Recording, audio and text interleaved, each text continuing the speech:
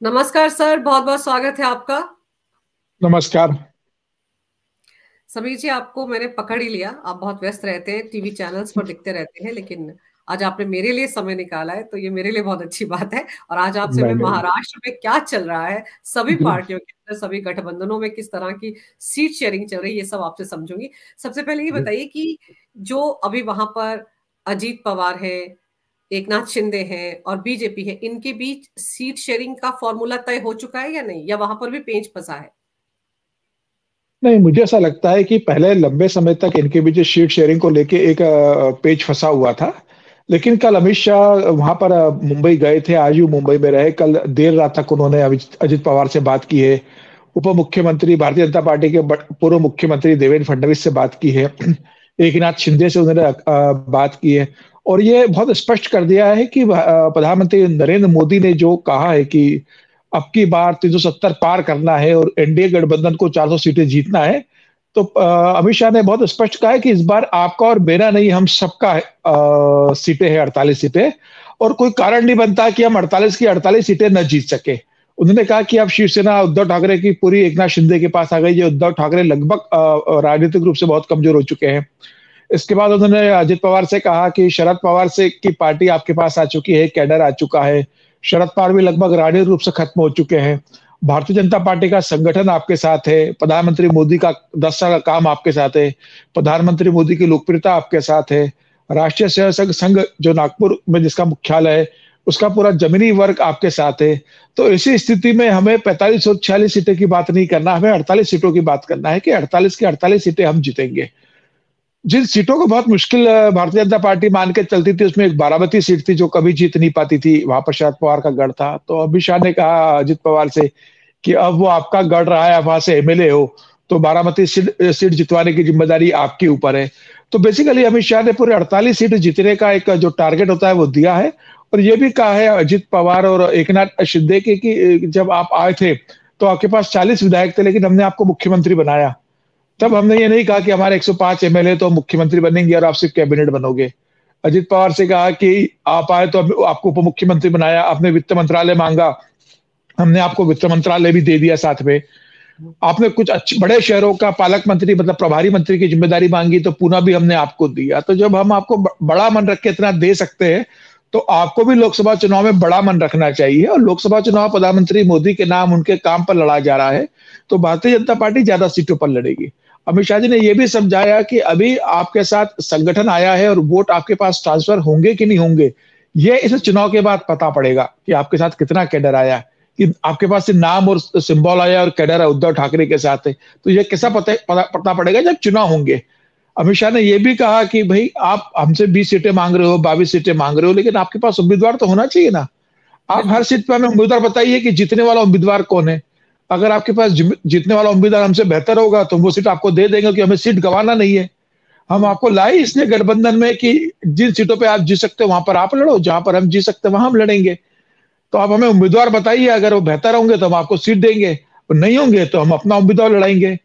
हम सीट गंवाना नहीं चाहते, किसी भी स्थिति के अंदर सीट को खराब नहीं करना चाहते। तो मुझे लगता है कि अमित शाह के समझाने के बाद फिर अमरावती का मामला था कि अमरावती से निर्दलीय उम्मीदवार जीतती है वहां से राणा। हम्म।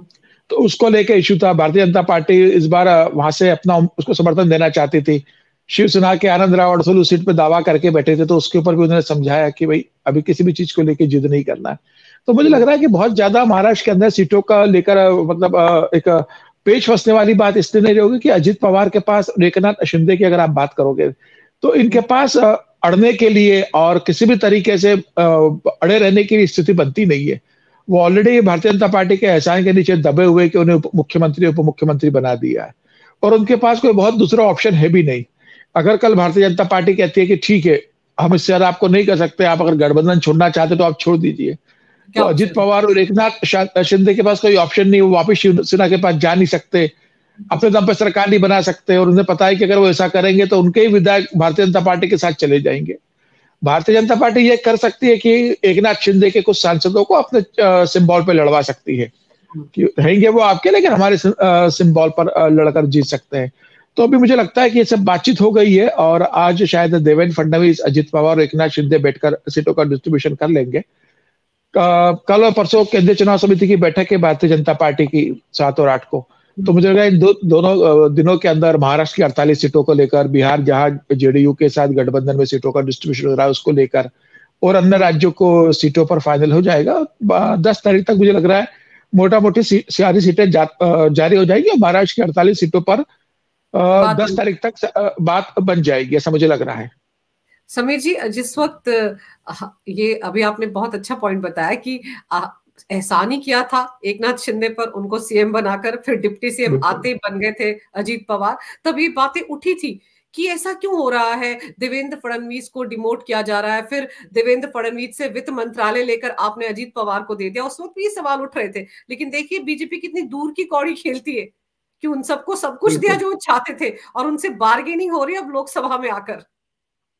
बिल्कुल, देखिए भारतीय जनता पार्टी के लिए एक राज्य महत्व का नहीं है। प्रधानमंत्री मोदी के लिए तीसरी बार पूर्ण बहुमत की सरकार, और 2014 में जब 282 सीटें मिली थी, 2019 में जो 303 सीटें मिली थी, उससे ज्यादा सीटें तीसरी बार बहुमत पर लेकर आ रहा है। और इसलिए प्रधानमंत्री मोदी ने जो लोकसभा में कहा था कि इस बार भारतीय जनता पार्टी 370 जीतेगी और एनडीए 400 सीटें जीतेगी, तो Bharatiya Janata party 370 target achieve करने के लिए एक एक सीटों का गणित लगा रही है। और यही कारण रहा है कि वह एक भी सीट पर छोड़ना नहीं चाहती। और आप देखेंगे उत्तर प्रदेश में उन्होंने अभी ओपी राजभर को केंद्र मिनिस्टर बना दिया है। दारा सिंह जो चुनाव हार गए थे, भारतीय जनता पार्टी ने उन्हें एमएलसी बनाया, फिर उनको मंत्री बना दिया।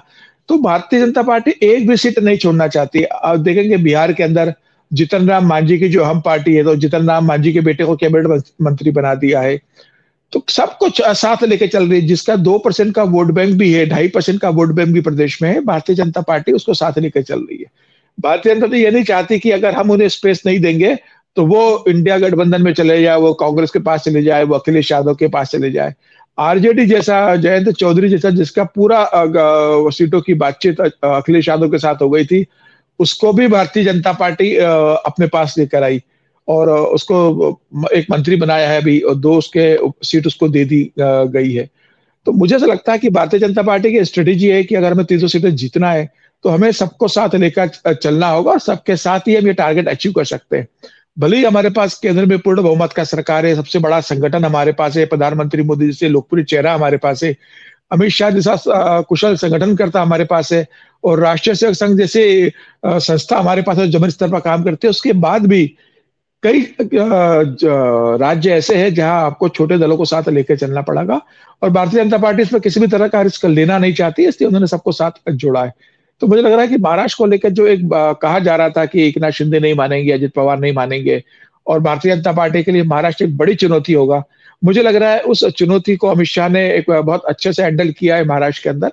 और अब किसी तरह का विवाद नहीं है। मुझे लग रहा है आप इनके बीच जो बातचीत हुई है उसमें भारतीय जनता पार्टी, इस बात की संभावना है कि 30 सीटों पर भारतीय जनता पार्टी चुनाव लड़े, 8 से 10 सीटों पर अजित पवार लड़ेंगे, और बाकी बची हुई 8 सीटों पर एक नाथ शिंदे 10 सीटों पर चुनाव लड़ेंगे, और बची हुई 8 सीटों पर अजित पवार लड़ेंगे। इस तरह का समझौता हो सकता है। और अगर इसमें बाद में वहां कोई 2 छोटे दल भी है, जैसे राजू शेट्टी का स्वाभिमानी शेतकरी संगठन है वहां पर, और 2 छोटे दल अगर वो आते हैं तो उनको 1-2 सीटें देनी होगी, और भारतीय जनता पार्टी अपने कोटे से उन्हें देगी। तो मोटा मोटी अमित शाह ने सीटों का डिस्ट्रीब्यूशन वहां कर दिया है। महाराष्ट्र की 6 सीटों को लेकर जरूर विवाद था, क्योंकि पिछले बार 2019 में 3 सीटों पर शिवसेना चुनाव लड़ी थी, 3 पर भारतीय जनता पार्टी चुनाव लड़ी थी, और 3 शिवसेना ने और 3 भारतीय जनता पार्टी ने जीती थी। तो एकनाथ शिंदे चाहते थे कि महाराष्ट्र की 3 जो सीटें हैं वो शिवसेना की उनके खाते में जाए। तो उसमें से 1 सीट शायद भारतीय जनता पार्टी उन्हें देगी, 2 पे भारतीय जनता पार्टी, मतलब 5 सीटों पे बम्बई में भारतीय जनता पार्टी लड़ेगी, और 1 सीट पर एकनाथ शिंदे लड़ेंगे। उन्हें यह भी कहा है कि उसके तुरंत बाद अभी बीएमसी का चुनाव होने वाला है, तो उस बीएमसी के चुनाव में एकनाथ शिंदे और अजित पवार को स्पेस दिया जाएगा। तो मुझे लग रहा है कि नगर निकाय चुनाव में सहयोगी दलों को स्पेस देगी, विधानसभा चुनाव में अपने सहयोगी दलों को भारतीय जनता पार्टी स्पेस देगी, और इस मुझे लगता है सीटों का जो तनाव था वो खत्म हो गया है। बस अब सीटें कौन सी सीटों पर कौन लड़ेगा यह चीजें 1-2 दिन में फाइनल होगी, और परसों तक मुझे लगता है महाराष्ट्र को लेकर इसकी घोषणा हो जाएगी। सर, ऑपरेशन बारामती बीजेपी बहुत पहले से चलाती आ रही है, आपको याद होगा निर्मला सीतारमन भी वहां पे कई बार दौरे पे गई। तो अब जब अजीत पवार के कंधों पर डाल दिया गया है कि वो सीट जिताना आपका फर्ज है, क्या लगता है आपको शरद पवार अपनी बेटी के लिए वो सीट बचा पाएंगे किसी तरीके से? देखिए, शरद पवार इस बात को जानते हैं कि वो सीट उनके लिए बहुत मुश्किल है। अभी 2 दिन पहले ही वहाँ पर नमो मेला आयोजित किया था। वहाँ पर जब मुख्यमंत्री, उप मुख्यमंत्री, दोनों उप मुख्यमंत्री गए थे, तो शरद पवार ने उन्हें लंच पे इनवाइट किया था, डिनर पे इनवाइट किया था, लेकिन वो लोग गए नहीं थे। तो शरद पवार के लिए बेसिकली अपनी बेटी को जिताना एक बहुत ज़रूरी है, क्योंकि उनका अस्तित्व से जुड़ा हुआ ये मामला है। बारामती सीट अगर शरद पवार हारते हैं, तो शरद पवार की राजनीति पूरी खत्म हो जाएगी लगभग, और कैडर भी पूरा अजित पवार के पास चला जाएगा। शरद पवार इस बात को जानते हैं, और इसीलिए शरद पवार ने कल महादेव जानकर, एक वहां के नेता है धनगर समाज के, उनको कहा है कि धनगर समाज का बारामती में, माड़ा में एक बड़ा प्रभाव है। 2014 में महादेव जानकर, जो धनगर समाज के नेता है, वो शरद पवार के खिलाफ चुनाव लड़े थे, और 1.5 लाख से ज्यादा वोट लेकर वो आए थे। तो उनका उस समाज का एक बड़ा वोट बैंक है। तो शरद पवार ने उन्हें प्रस्ताव दिया है कि आप माड़ा सीट में आपको देता हूं, आप माड़ा सीट से लोकसभा चुनाव लड़िए, और आप बारामती में हमें समर्थन दीजिए, आप कैंडिडेट मत उतारिए। या अभी वो भारतीय जनता पार्टी के साथ है, तो उनसे कहा है कि आप हमारे साथ आ जाइए, हम आपको माड़ा सीट देते हैं, आप वहां से लोकसभा जाइए। तो मुझे लगता है कि शरद पवार एक सारी व्यवस्था सुनिश्चित करना चाहते हैं कि उनकी बेटी बारामती चुनाव किसी भी स्थिति में जीते, क्योंकि शरद पवार की नाक का सवाल है। और सुप्रिया सुले भी 3 बार से वहां से सांसद है, लेकिन पूरा संगठन अजित पवार लंबे समय से बारामती का देखते रहे, युवाओं में काफी लोकप्रिय है। अब सरकार है, केंद्र की सरकार उनके पास है, प्रदेश में सरकार है, वित्त मंत्रालय है, तो बड़ा पैसा अजित पवार इस समय बारामती में विकास कार्यों में लगा रहे हैं, और ये बता रहे कि भाई ये विकास कार्य उन्हीं के द्वारा हो रहा है। जब अभी 2 दिन पहले बारामती में जो कार्यक्रम हुआ था, जिसमें मुख्यमंत्री गए थे, दोनों उप मुख्यमंत्री थे, तो उस कार्यक्रम में सुप्रिया सुले को नहीं बुलाया गया, स्थानीय सांसद को नहीं बुलाया गया था, शरद पवार को भी नहीं बुलाया गया था। तो मुझे लगता है कि ये बताने की कोशिश की जा रही है कि जो विकास कार्य बारामती में हो रहे हैं, इसमें स्थानीय सांसद का कोई भूमिका नहीं है, यह अजित पवार, प्रदेश की सरकार और केंद्र सरकार करवा रही है। तो मुझे लग रहा है आने वाले दिनों में वहां पर परिवार का झगड़ा भी सामने आएगा, क्योंकि खबर है कि अजित पवार की वाइफ सुमित्रा पवार वहां से लोकसभा चुनाव लड़ सकती है। उनके बेटे पार्थ पवार का भी नाम चल रहा है चुनाव लड़ने का। तो अब देखते हैं कि मतलब कौन चुनाव लड़ता है, और शरद पवार खुद चुनाव पे उतरते हैं अपनी बेटी को रोककर इस सीट को बचाने के लिए, या उनकी बेटी वहां से चुनाव लड़ती है, या चुनाव के पहले परिवार में कोई एक समझौता होता है कि परिवार की लड़ाई सड़कों पर ना आए, तो कोई समझौता के तहत या तो अजित पवार के बेटे को यह सीट दे दी जाए, या सुप्रिया सुले को अजित पवार देते हैं। अभी बातचीत चल रही है कि इसकी में क्या होगा, लेकिन यह तय है कि बारामती सीट भारतीय जनता पार्टी किसी भी स्थिति में छोड़ना नहीं चाहती है, और वो वहां से अजित पवार को उन्होंने कहा है कि सीट हमें जीतना है। तो मुझे लग रहा है कि अजित पवार के लिए भी एक नाक का सवाल होगा कि अगर वो बारामती सीट हार जाते हैं शरद पवार से, तो निश्चित रूप से उनकी राजनीति, जो अगर वो महाराष्ट्र का मुख्यमंत्री बनने की सोच रहे हैं उसके बाद, विधानसभा चुनाव के बाद, तो निश्चित रूप से उस पर एक प्रश्न चिन्ह खड़ा होगा। तो मुझे लग रहा है कि दोनों के लिए, शरद पवार के लिए भी और उनके भतीजे अजित पवार के लिए भी एक प्रेस्टीज का सीट है बारामती। तो देखते हैं वहां पर अब क्या समीकरण बनते हैं। मतलब सबसे ज्यादा दिलचस्प मुकाबला वहीं देखने को मिलेगा पवार खानदान के बीच में। बिल्कुल पर आपको बिल्कुल।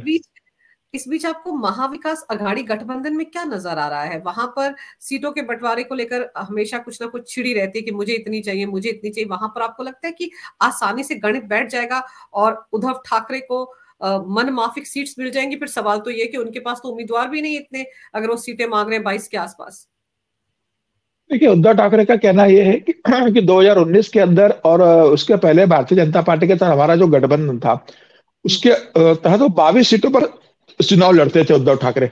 तो उद्धव ठाकरे का कहना है कि 22 सीटों पर शिवसेना का मतलब उद्धव ठाकरे का संगठन बहुत मजबूत रहा है, तो वो 22 सीटें हम छोड़ नहीं सकते, वहां पर हम चुनाव लड़ेंगे। हार जीत एक अलग पैमाना है। शरद पवार का यह कहना है कि मेरा भी संगठन है, तो मुझे भी सीटें चाहिए। कांग्रेस कह रही है कि आप दोनों पार्टियां टूट चुकी है, कांग्रेस अभी टूटी नहीं है। भले ही अशोक चौहान छोड़ के चले गए, भले ही बाबा सिद्दीकी चले गए, भले ही मिलिंद देवड़ा चले गए, फिर भी हमारी पार्टी मजबूत है, ज्यादा सीटों पर हम लड़ेंगे। अभी उनके बीच जो बातचीत हुई थी कल, तीनों की जो बातचीत हुई, जिसमें नाना पटोले कांग्रेस के प्रदेश अध्यक्ष थे, उद्धव ठाकरे और संजय राउत थे, और शरद पवार और जितेंद्र आव्हाड मीटिंग में बैठे थे। उस बैठक के अंदर 20, 18 और 10 का फार्मूला एक प्रस्तावित किया है शिवसेना ने, जिसमें शिवसेना 20 सीटों पर लड़ेगी, 18 सीटों पर कांग्रेस लड़ेगी, और 10 सीटों पर राष्ट्रवादी कांग्रेस पार्टी शरद पवार को दी गई है। और ये कहा गया है कि इसमें अगर कोई छोटा दल, जैसे प्रकाश अंबेडकर का वंचित बहुजन अघाड़ी अगर जुड़ता है, तो उसको अगर 2 सीट देना पड़ेगी, तो वो शरद पवार के खाते से जाएंगी। और अगर कोई दूसरा दल जुड़ता है, तो वो 1 सीट कांग्रेस अपने खाते से देंगे। तो मोटा मोटी यह प्रस्ताव उद्धव ठाकरे की तरफ से दिया गया है, 20 सीटों का, 18 सीटों का और 10 सीटों का डिस्ट्रीब्यूशन का। शरद पवार इस पे बहुत सहमत नहीं है। शरद पवार का कहना है कि अगर गठबंधन में मैं 2 सीटें और दूंगा तो मेरे पास 6 सीटें बचेंगी, तो मैं 6 सीटों पर लड़ने की स्थिति नहीं, मुझे कम से कम 10 सीटें चाहिए। कांग्रेस कह रही है कि सबसे बड़ा दल हम है, हम टूटे नहीं है, तो हम 20 सीटों पर लड़ेंगे, शिवसेना 18 सीटों पर जाए। शिवसेना का कहना है कि 22 सीटों पर हमारा संगठन है। महाराष्ट्र की, बंबई की 6 सीटों को लेकर भी विवाद चल रहा है। शिवसेना अपने 6 सीटों में से कोई सीट देना नहीं चाहती। शिवसेना का कहना है कि वहां पर भारतीय जनता पार्टी और शिवसेना का संगठन मजबूत रहा है, और 3 पे भारतीय जनता पार्टी और 3 पे शिवसेना लड़ती रही है। तो जिन सीटों पर भारतीय जनता पार्टी 3 सीटों पर लड़ती थी मुंबई की, उन 3 सीटों पर भी हमारा संगठन मजबूत है और भारतीय जनता पार्टी को जिताने में मदद करते थे। तो ऐसी स्थिति में बंबई की 6 सीटें हमें दे दी जाए। कांग्रेस के लिए यह स्वीकार नहीं है, कम से कम 2 सीटें हमें मिले। तो महाराष्ट्र के बंबई की 6 सीटों को लेकर भी विवाद चल रहा है। इसके अलावा कुछ और सीटें हैं जिस पर विवाद है, नासिक की सीट को लेकर विवाद है। तो मुझे लग रहा है कि ये उनके बीच में जो भारतीय जनता पार्टी और उनके सहयोगी दलों के बीच में जो विवाद था, वैसा ही विवाद महाविकास अघाड़ी के अंदर है। लेकिन भारतीय जनता पार्टी एक बड़ा दल होने के कारण अमित शाह ने वहां जाकर इस मामले को निपटा दिया है। इन तीनों के बीच ऐसा कोई है नहीं कि जो अपने किसी को बड़ा मानते और उतना सम्मान दे सके, या कोई इतना बड़ा दल है नहीं कि जिसकी बात बाकी 2 दल डर कर या झुककर मान सके। तो मुझे लग रहा है कि अभी भी वहां पर सीटों का विवाद बरकरार है। उद्धव ठाकरे कल इस बात की कोशिश कर रहे हैं कि कल रात तक फाइनल होगा, और खबर ये आ रही कि परसों शुक्रवार की शाम को या शनिवार को शायद बंबई में एक साझा पत्रकार वार्ता होगी तीनों की। शरद पवार, उद्धव ठाकरे और कांग्रेस के नाना पटोले बैठेंगे और सीटों की घोषणा करेंगे। तो देखते हैं कि परसों तक घोषणा हो पाती है। मुझे लग रहा है फिलहाल इनके बीच मुश्किल हो रहा है, लेकिन ये तीनों जानते हैं कि अगर गठबंधन नहीं होगा तो एक भी सीट जीतना मुश्किल होगा। तो मजबूरी में ये गठबंधन जरूर करेंगे। भले ही 1-2 सीटें किसी को छोड़ना पड़े तो वो छोड़ेंगे, कोई रास्ता निकालेगा। लेकिन गठबंधन, जैसे यहाँ पर एकनाथ शिंदे भारतीय जनता पार्टी और अजित पवार के बीच गठबंधन हुआ है, वैसे ही कांग्रेस, उद्धव ठाकरे गुट और शरद पवार के बीच गठबंधन आखिरकार महाराष्ट्र में होगा। पर सर, बीच में खबरें ये भी आ रही हैं कि उद्धव ठाकरे चाहते हैं कि वापस एनडीए में आए, बीजेपी के साथ फिर जुड़ें, और उनकी पत्नी ने पीएम से फोन पे बात भी की। इस तरह की खबरें भी आ रही हैं। क्या लगता है आपको, क्या वाकई उद्धव ठाकरे की वापसी हो सकती है एनडीए में? देखिए, मुझे लगता है कि फिलहाल लोकसभा चुनाव तक तो इसकी संभावना कम है कि उद्धव ठाकरे की एनडीए में वापसी होगी। उद्धव ठाकरे अगर कोशिश भी कर रहे होंगे तो मुझे लगता है कि भारतीय जनता पार्टी अभी उन्हें इतना स्पेस देगी नहीं, क्योंकि एकनाथ शिंदे के आने के बाद फिलहाल इतना स्पेस नहीं है कि उद्धव ठाकरे को कहाँ एडजस्ट किया जाए। एकनाथ शिंदे जरूर इस बात से बहुत नाराज होंगे। मुझे लग रहा है कि भारतीय जनता पार्टी फिलहाल अभी ताकत देखना चाहती है कि एकनाथ शिंदे असली शिवसेना है, कि शिवसेना का सिंबल और नाम लेने के बाद भी उद्धव ठाकरे असली शिवसेना है। जनता यह तय करेगी कि महाराष्ट्र की असली शिवसेना कौन है।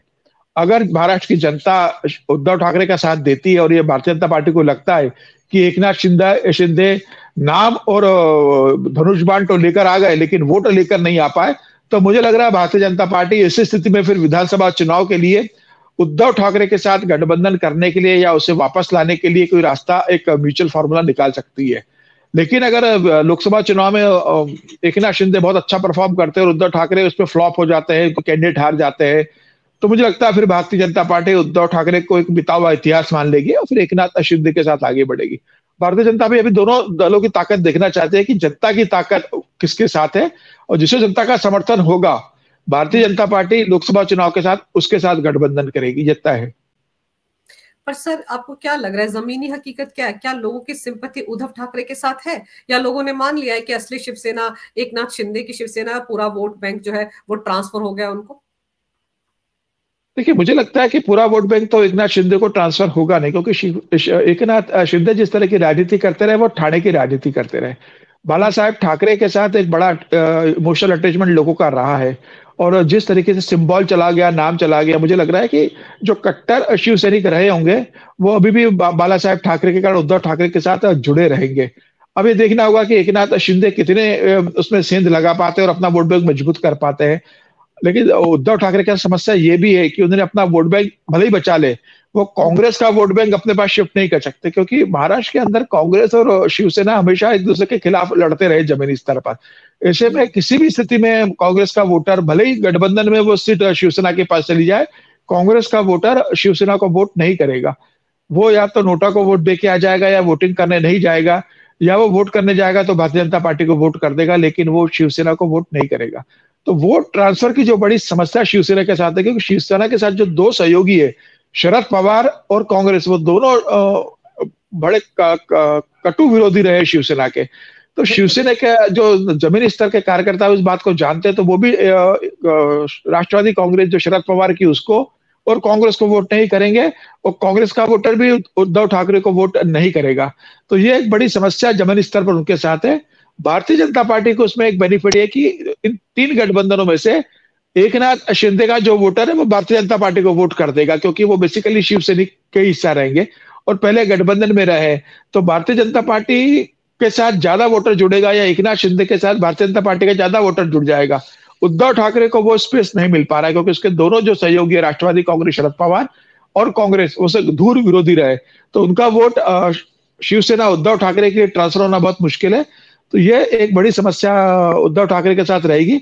अब देखते हैं जमीनी स्तर पर कैसे कौन किसको वोट ट्रांसफर करवा पाता है और कितने ज्यादा वोटिंग अपने फेवर में करवा पाता है। आखिरकार वो चुनाव जीतेगा। दोनों दलों का टूटने के बाद, राष्ट्रवादी कांग्रेस और शिवसेना के टूटने के बाद, यह पहला चुनाव है जब जनता तय करेगी कि कौन महाराष्ट्र का असली राष्ट्रवादी कांग्रेस का बॉस है और कौन शिवसेना का बॉस है। तो मुझे लग रहा है सिर्फ उद्धव ठाकरे के लिए शरद पवार और अजित पवार के लिए एक परीक्षा है।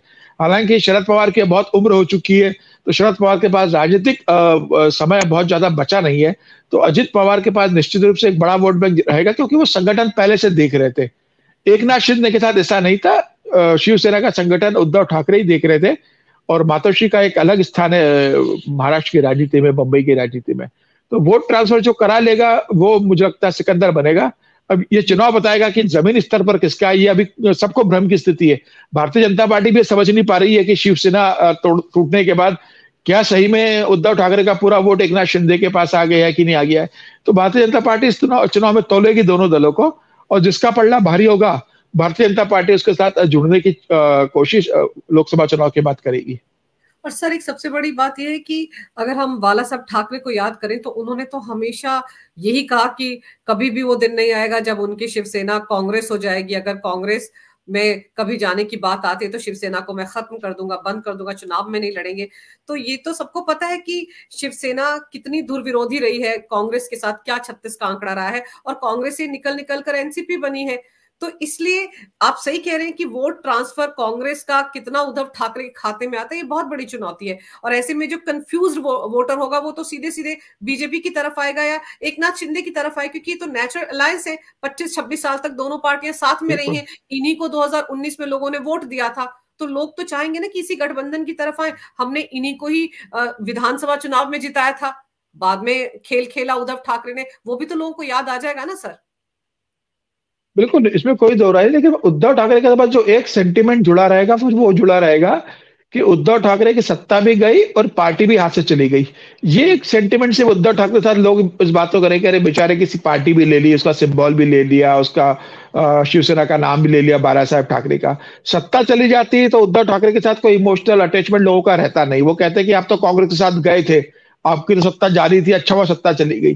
सत्ता जाने के बाद उद्धव ठाकरे का जो नाम और सिंबल बाला साहब ठाकरे का बनाया हुआ था, लोग उसे बाला ठाकरे के शिवसेना मानते थे, धनुष बाण को बाला साहब ठाकरे से जुड़ा हुआ मानते थे। तो वो जो मातोश्री से चला गया, तो उसके कारण एक थोड़ा जो सेंटिमेंट्स उद्धव ठाकरे के साथ जुड़ेंगे, वही उद्धव ठाकरे को वोट मिलेंगे।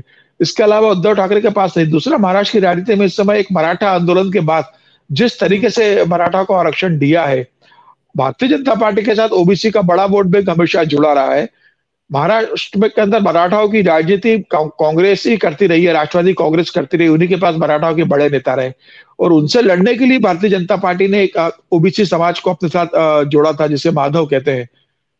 माँ से माली, ध से धनगर, व से वंजारी, ये एक माधव कम्युनिटी भारतीय जनता पार्टी ने अपने साथ जोड़ी थी वोट बैंक के लिए। अब वहां पर एक बड़ी दुविधा की स्थिति उत्पन्न हो गई है। ओबीसी वर्ग को लग रहा है कि भारतीय जनता पार्टी मराठाओं को तवज्जो दे रही है, मराठा को मुख्यमंत्री बना दिया, दूसरे मराठा को उप मुख्यमंत्री बना दिया, मराठाओं को 10% का एक आरक्षण अलग से दे दिया। तो एक डर ओबीसी समुदाय के अंदर थोड़ा उत्पन्न हुआ है मराठाओं की बढ़ती ताकत को देखते हुए, मुख्यमंत्री, उप मुख्यमंत्री को। भारतीय जनता पार्टी अपने मूल वोटर जो ओबीसी है उसको कैसे संभाल के रखती है कि वो टूटे नहीं भारतीय जनता पार्टी से, और मराठाओं के डर से कहीं वो शिवसेना की तरफ शिफ्ट न हो जाए, कांग्रेस की तरफ शिफ्ट न हो जाए। ये भारतीय जनता पार्टी को संभालना होगा, क्योंकि भारतीय जनता पार्टी का मूल वोटर मराठा कभी नहीं रहा, वो हमेशा ओबीसी रहा है। लेकिन अब मराठा मुख्यमंत्री और मराठा उप मुख्यमंत्री बना दिया है, तो मराठाओं का एक बार भारतीय जनता पार्टी के पास चला जाएगा, मतलब गठबंधन में जाएगा, तो ओबीसी के टूटने की भी एक बड़ी रिस्क है। तो भारतीय जनता पार्टी का संगठन वो दोनों को कैसे मैनेज करता है जिससे भारतीय जनता पार्टी का मूल वोटर उनके साथ जुड़ा रहे, ये भी एक देखने की बात होगी। मुझे लग रहा है फिलहाल पूरी अगर महाराष्ट्र की परिस्थिति अगर आप देखेंगे, अगर वो उद्धव ठाकरे की शिवसेना हो, एकनाथ शिंदे की शिवसेना हो, या अजित पवार की राष्ट्रवादी कांग्रेस हो, या शरद पवार की राष्ट्रवादी कांग्रेस हो, और भारतीय जनता पार्टी, इन 5 दलों को अगर आप देखेंगे तो भारतीय जनता पार्टी सबसे मजबूत और सबसे स्ट्रांग दिख रही है। राम जन्मभूमि की प्राण प्रतिष्ठा के बाद, जब से राम रिचार्ज हुए अयोध्या में, महाराष्ट्र के अंदर एक भारतीय जनता पार्टी को बड़ा बेनिफिट इसका राम रिचार्ज का मिलने जाने वाला है, क्योंकि वहां के लोग राम को लेके बहुत भावुक होते हैं, बहुत मानते हैं। आप देखेंगे प्रधानमंत्री मोदी ने काला राम मंदिर गए थे नासिक के पूजा करने के लिए, तो वो भी महाराष्ट्र में आता है। तो महाराष्ट्रीय समाज के अंदर महाराष्ट्र के लोगों में राम को लेकर एक बड़ा अटैचमेंट है। बुलेट राम भी नासिक में एक बड़ा मंदिर है। तो मुझे लग रहा है कि ये एक बड़ा फैक्टर रहेगा भारतीय जनता पार्टी के पक्ष में वोटिंग होने का। मोदी का नाम और मोदी का काम तो है ही, प्रधानमंत्री मोदी के नाम के साथ राम भी जुड़ रहा है। तो भारतीय जनता पार्टी को ही, और इसलिए भारतीय जनता पार्टी ज्यादा सीटों पर चुनाव लड़ेगी, तो भारतीय जनता पार्टी जीत पाएगी। अगर भारतीय जनता पार्टी ज्यादा सीटें शिवसेना को दे देती है, मतलब एकनाथ शिंदे को दे देती है या अजित पवार को देती है, तो उनके हारने की संभावना ज्यादा है। और भारतीय जनता पार्टी को यह बात मालूम है, इसलिए भारतीय जनता पार्टी लोकसभा चुनाव में ज्यादा सीटों पर लड़ने की कोशिश करेगी। बिल्कुल, और ज्यादा सीटों पर लड़ रही हो, जैसे आप कह रही हैं कि कुछ एक कैंडिडेट एकनाथ शिंदे की तरफ से अपने सिंबल पर भी लड़वा सकती है बीजेपी। बिल्कुल। और सर, सबसे अहम बात यह कि ओबीसी समुदाय को, जैसे आप कह रहे हैं ना, बीजेपी के लिए मुश्किल हो रहा है कि कैसे अपने साथ जोड़कर रखे।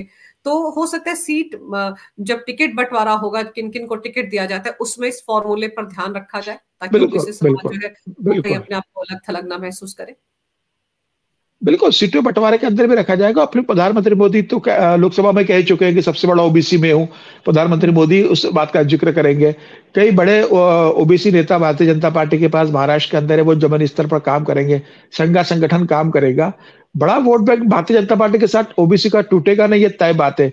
लेकिन एक डर रहता है पार्टी के चुनाव के बीच कहीं ऐसा ना हो जाए कि एक बड़ा वोट शिफ्ट हो जाए, तो उसका खामियाजा हमें भुगतना पड़े। क्योंकि जिस तरीके से छगन भुजबड़ ओबीसी को लेकर महाराष्ट्र के अंदर एक मैसेज देने की कोशिश कर रहे हैं कि अब मराठा को आरक्षण दे दिया है, मराठा मुख्यमंत्री उप मुख्यमंत्री बन गए, वो इस्तीफा दे चुके हैं कैबिनेट से अंदर, तो ओबीसी के अंदर एक इमोशनल कार्ड खेलने की कोशिश की जा रही है लगातार। लेकिन मुझे लग रहा है कि भारतीय जनता पार्टी का जो काम है ओबीसी के अंदर, प्रधानमंत्री मोदी ने जो काम किया है, देवेंद्र फडणवीस ने 5 साल रहते ओबीसी धनगर वंजारी समुदाय के लिए जो काम किया है, वो आखिरकार काम आएगा और ओबीसी भारतीय जनता पार्टी के साथ जुड़ा रहेगा। और वैसे भी है 2024 का जो चुनाव है वह प्रधानमंत्री मोदी का चुनाव है। तो जो अगर कुछ नाराजगी भी होगी तो मुझे लग रहा है वो विधानसभा चुनाव में दिखाएंगे। लोकसभा चुनाव में कोई भी प्रधानमंत्री मोदी को नाराज नहीं करना चाहता और अपनी नाराजगी प्रधानमंत्री पर थोपना भी नहीं चाहता। सब चाहते हैं कि प्रधानमंत्री मोदी तीसरी बार पूर्ण बहुमत की सरकार बनाए। तो मुझे लग रहा है सब अपने छोटी छोटी नाराजगी को एक तरफ रख के पहले प्रधानमंत्री मोदी के लिए वोट करेंगे। और यही सेंटिमेंट महाराष्ट्र की जनता के बीच दिख रहा है। और यही कारण है कि अमित शाह जो कह रहे हैं कि हमें 48 की 48 सीटें जीतना है और कोई कारण नहीं है कि हम 48 सीटें नहीं जीत सकते। तो मुझे लग रहा है वो जो संदेश कल देकर आए हैं महाराष्ट्र में, कल और आज उन्होंने जो संदेश दिया है, भारतीय जनता पार्टी और उसके दोनों सहयोगी दल अमित शाह के संदेश पर ही काम करेगा और संगठन भी उसी दिशा के हिसाब से काम करके 48 सीटें जीतने की पूरी कोशिश करेगा। बिल्कुल सर, और जैसे 2019 में भी तो पीएम मोदी के चेहरे पर ही चुनाव लड़ा गया था, तब भी तो बिल्कुल वहां पर शिवसेना और बीजेपी साथ साथ है, तो वैसा ही होता इस बार भी दिखता है। अब देखना ये होगा कि कब तक सीट शेयरिंग के बारे में फॉर्मूला क्या रहा है, इसका ऐलान होता है, और कब किसको कौन सा जगह से टिकट मिलता है, ये सबसे बड़ी चुनौती होती है। तो ये भी देखते हैं कितनी जल्दी होती है। पर आपने महाराष्ट्र की राजनीति से जुड़ी जो जानकारी बारीकी से मेरे दर्शकों को दी है समीर जी, उसके लिए आपका बहुत बहुत धन्यवाद। नमस्कार। धन्यवाद। भारत माता की जय, वंदे मातरम और जय श्री राम। जय श्री राम।